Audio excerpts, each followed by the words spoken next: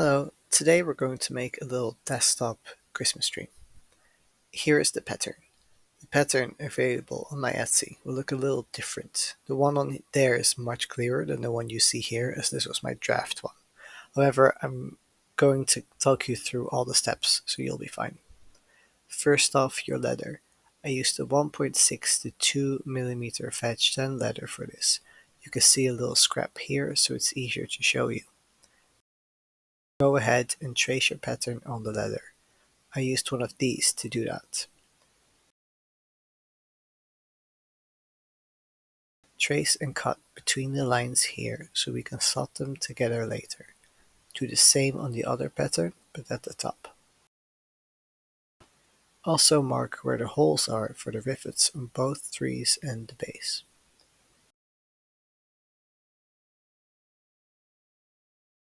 Here's how that will look like after.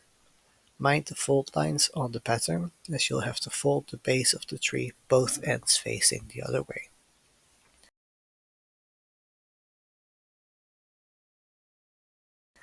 After tracing, cut your tree's base and star out. I use the box cutter. I use it a lot actually. Just replace the blades often. It's just a little easier, but you can use anything that cuts through. Then punch out those rivet holes at the top of the star and at the bottom for the base. Now we're ready to dye. I'm going to dye the edges of the scrap to show you how to do it. Make sure to wear gloves and cover your workshop, as it can get everywhere.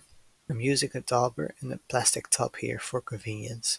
This is Phoebe's green, by the way. Press against the walls so there isn't too much dye in your dauber, and then dye with a quick circular motion. If you make a swiping motion, it will create streaks.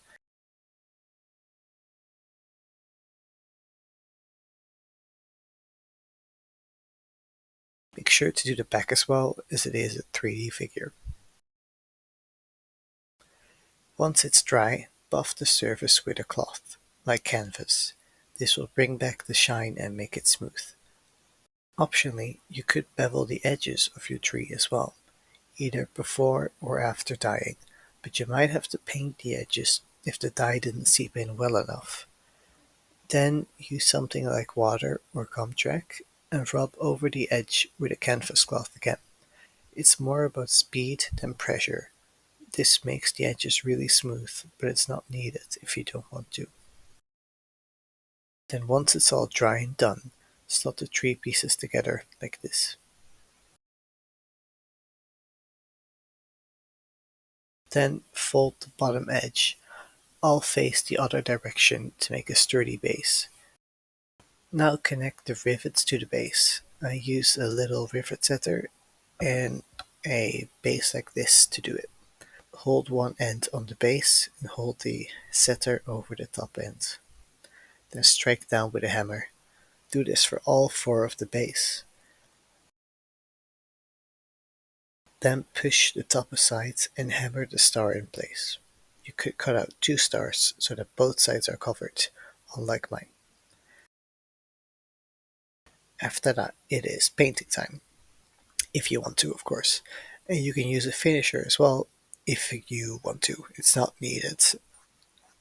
You can use acrylic dye to paint on baubles and other decorations, or you can use the rivets and add them as if they were baubles, or add holes and hang in real things, maybe like earrings or whatever charms you have laying around.